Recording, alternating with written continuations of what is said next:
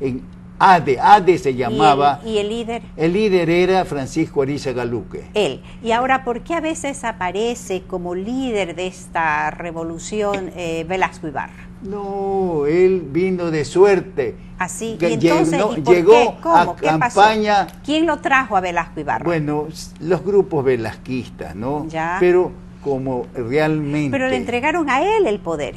No le entregaron a él, él se aprovechó del poder. Fue él el que se aprovechó. Él se aprovechó del poder. Muy hábil, muy agencioso, y no había también, sino aquí era el entusiasmo por cambiar mala situación que se vivía. Ahora, pero dicen que luego él se divorció, por decirlo así, de quienes lo llevaron al poder. ¿Qué fue lo que pasó? Es que los que lideraban la izquierda, la AD, o sea, la fuerza que movió el 28 la de Francisco mayo, Arizaga, sí. ¿no?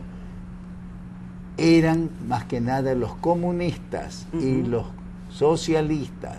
Ya. ¿Por qué? Porque los liberales, lamentablemente, no todos, pero las directivas, en lugar de seguir las máximas grandiosas de Eloy Alfaro, las perjudicaron y las olvidaron, y se dedicaron a toda clase de malos manejos. Ya. Ahora, antes de que nos cuente cómo fue la mañana, la madrugada del propio 28 de mayo, sí, me gustaría que veamos unas imágenes del doctor José María Velasco Ibarra, si bien que estas que hemos conseguido son de julio de 1977, pero el discurso es más o menos el mismo y ya lo veremos después. Claro, a ver.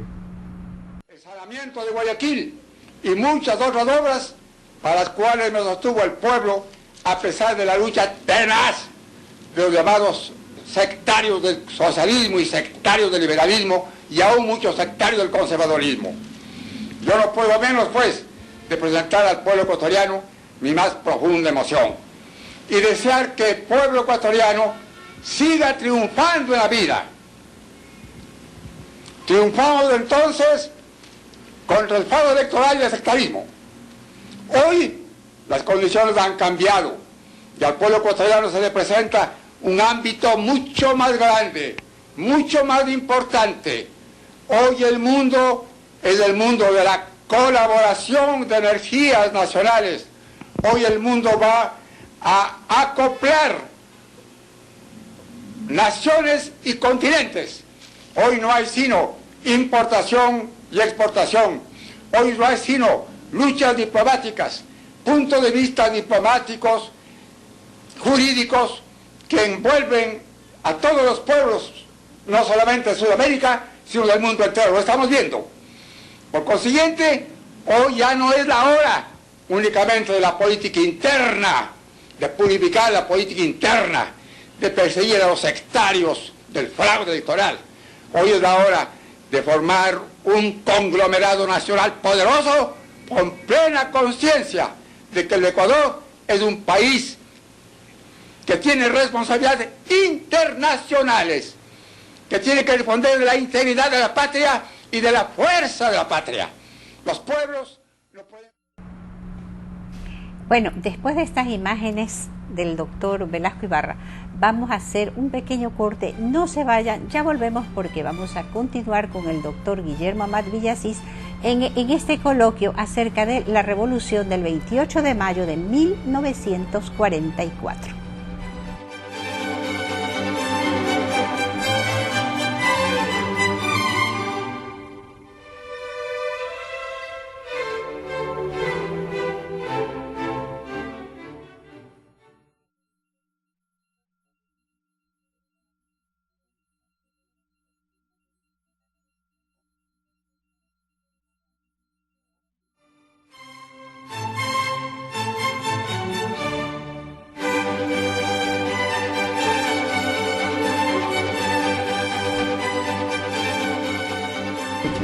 Queridos amigos televidentes de CN3 y radioescuchas del Sistema de Emisoras Atalaya, continuamos aquí en coloquio y estamos hablando con el doctor Guillermo Amat Villasís, quien vivió ese día de la revolución del 28 de mayo de 1944. Y quisiera yo saber cómo ocurrió, ¿Qué fue lo que pasó? ¿Usted recuerda algo?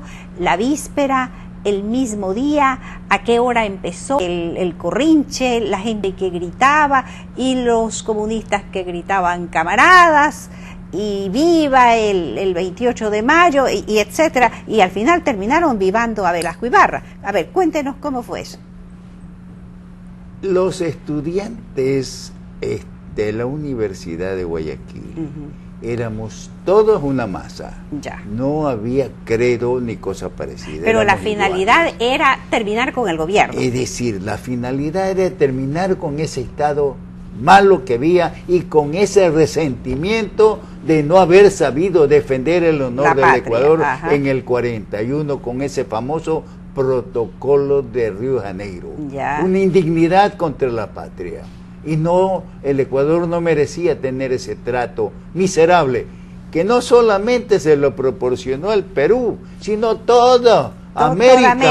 América unida precisamente, sacrificó al Ecuador, sí. hay que recordar que Estados Unidos ya estaba en guerra, tenía el golpe que le habían dado en Pearl Harbor, y entonces no le interesaba a Estados Unidos, siendo Estados Unidos nada en América. Por eso es que se dice que cuando se firmó el tratado del mal llamado Protocolo de Río de Janeiro, Paz, amistad y que límites. paz, amistad y límites, Sí. que no tiene nada de nada, fue precisamente por presión del Departamento de Estado De que Washington. dijo, Sí. si ustedes firman bien y si no, allá es cuestión de ustedes. Es decir, el Ecuador se quedaba solo en América, sufriendo el vejamen que le habían hecho. Bueno, el siempre Perú. nos han dicho que el Ecuador fue sacrificado en aras de la paz universal, pero entonces volvamos ahora al día, a la víspera. ¿Cómo La se víspera prepararon? fue la ¿Qué siguiente. pasó?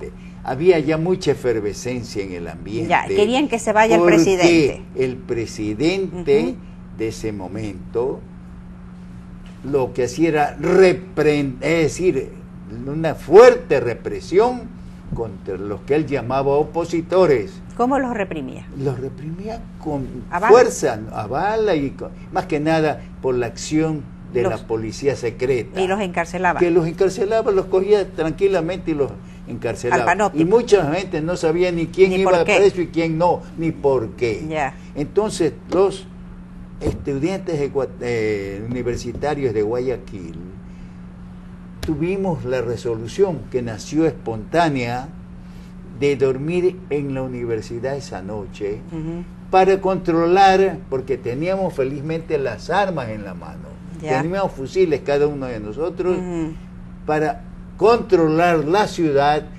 porque podría caer en manos de todas las hordas que podían destruir la ciudad. Y ese fue nuestro compromiso, es de vigilar que no hayan desmanes en Guayaquil. Ya, pero la sí. fuerza propiamente, descargas y todo, fue en el cuartel de la policía, de los carabineros, que eran los que dominaban en ese tiempo. Ya, ¿y eso dónde estaba Esto en la ubicado el calle, cuartel? en la calle Cuenca y Chile. ¿Y cómo es que se tumba un gobierno, por llamarlo así, en las calles de Guayaquil y con la fuerza de los anulando la fuerza de los carabineros, y resulta que normalmente esto ha sido en Quito? ¿Cómo si estaba el Bueno. poder concentrado en Quito? ¿Qué pasó?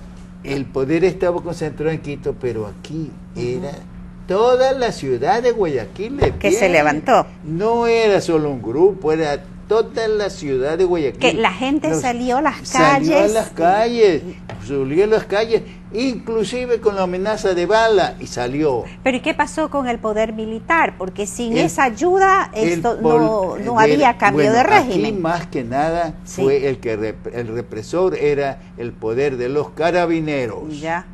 Parece que los militares en un momento dado se cruzaron de brazos, no actuaron. Y permitieron Y que se por caiga el eso gobierno.